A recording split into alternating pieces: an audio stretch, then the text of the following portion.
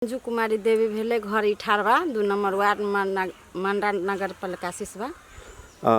चुनाव चल जी चुनाव में की छै कथी सोच भ रहल छै अहाँ सबके? हमर सोच भ रहल छै जे एहि बेर डॉक्टर सुरेंद्र यादव कथी ला जीतत? मधेश हमर जे है से डूब गेल छै। हमार मधेश केना जीवित रहते, केना ऊपर होते। मधेश में रोजगार न है, बहुत बेरोजगार बच्चा सब भटक रहल है। नौकरी अपना देश में न है, आरका देश में जाए छे नौकरी करे। पढ़ल लिखल होके भी अनकर नौकरी करे जाए छे।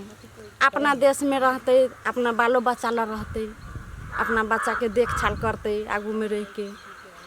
नेपाल में सैलरी नहीं है, जेहन पोजीशन पर जे खटे छे ओकर सैलरी नहीं है।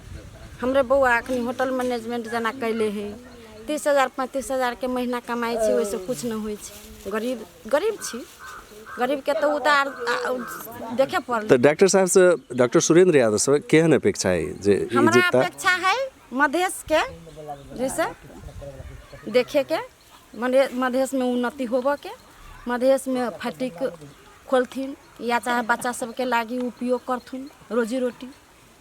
बच्चा सब भटक रहल है, हमरा वही अपेक्षा है मधेश हमार ऊपर हो। मधेश हमार डॉक्टर साहब के जीतला के बाद में कते विश्वास है कि करता? एकदम 100 में 100% है। ये तो पहिनौ जीतल रहथिन जी, पहले जीतल रहथिन, पहले जीतल रहलखिन त ब्रह्म बाबा घेरबेलखिन हाँ, भैरव बाबा घेरबेलखिन हाँ, सलहेस बनबेलखिन हाँ, हॉस्पिटल बनबेलखिन हाँ।